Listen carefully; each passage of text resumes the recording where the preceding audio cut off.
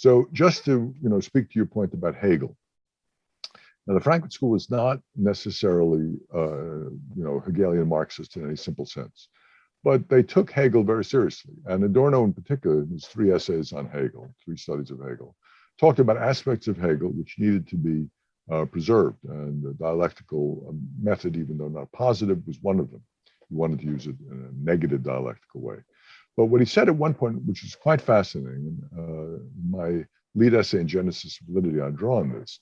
He said that we should not always judge the past by current standards. We should not always appreciate a figure like Hegel or a figure like Nietzsche or a figure like Marx or Freud according to what we think is right.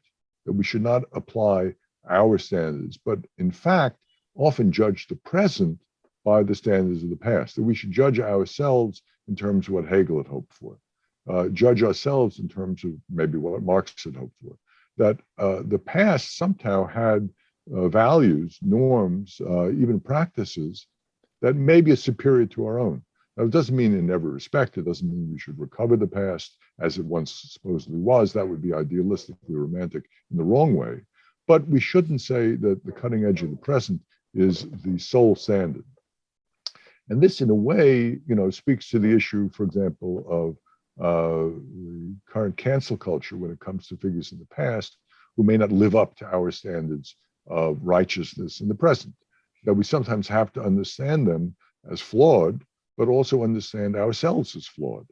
And so I always went, I used to tell my students that, look, in the year 2200, when everybody is a vegan, they're going to say, hey, this guy Martin Luther King used to eat meat. We have to cancel him.